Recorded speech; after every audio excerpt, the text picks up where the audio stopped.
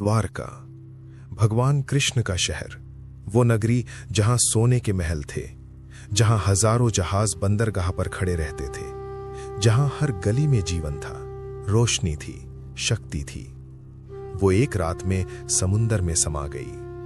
न कोई बचा, न कोई निशान, बस पानी। हजारों साल से लोग सोचते रहे, क्या ये सच था?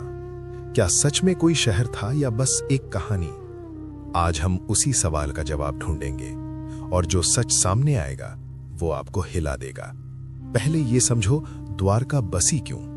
कृष्ण मथुरा में थे, लेकिन मगध का राजा जरासंध उनका सबसे बड़ा दुश्मन। उसने मथुरा पर 17 बार हमला किया था, 17 बार, और हर बार यदुवंश बचते बचते निकलता था। कृष्ण जानते थे 18वां हमला आखिरी होगा, इसलिए उन्होंने एक फैसला लिया, मथुरा छोड़ो, पश्चिम की तरफ चलो, समुंदर के किनारे, एक ऐसी जगह जहां 3 तरफ पानी हो, जहां दुश्मन केवल एक दिशा से आ सके, जहां एक ऐसा किला बने जिसे कोई तोड़ ना सके। उस जगह का नाम था कुशस्थली, और वहां कृष्ण ने समुद्र से 12 योजन जमीन मांगी।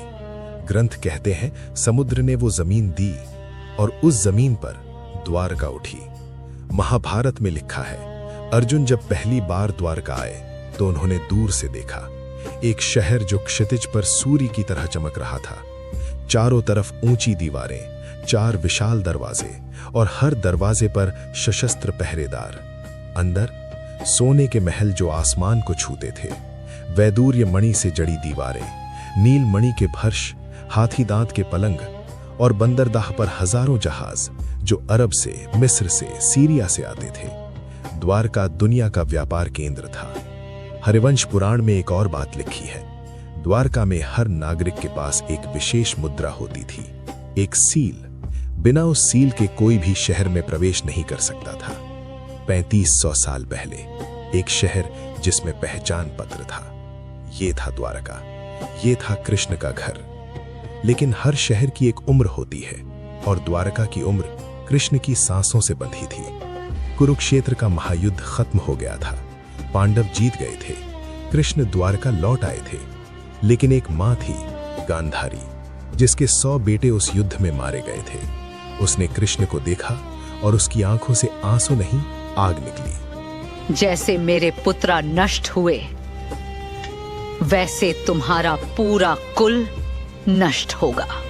कृष्ण ने वो श्राप सुना और चुप रहे, क्योंकि वो जानते थे गांधारी गलत नहीं थी। और फिर महाभारत के मौसल पर्व में लिखा है, द्वारका में अजीब घटनाएं होने लगी। रात को आसमान में भयानक आकृतियां दिखती थीं, पक्षी उल्टी दिशा में उड़ने लगे, सूर्य और चंद्रमा एक साथ ग्रहण में चले गए, और यदुवंशियों के बीच, कृष्ण के अपने लोगों के बीच आपस में युद्ध शुरू हो गया। एक उत्सव में नशे में चूर वो एक दूसरे पर टूट पड़े। भाई ने भाई को मारा, बाप ने बेटे को, और देखते देखते पूरा यदुवंश अपने ही हाथों से मिट गया। बलराम, कृष्ण के भाई, तट पर बैठ गए और अपने प्राण त्याग दिए।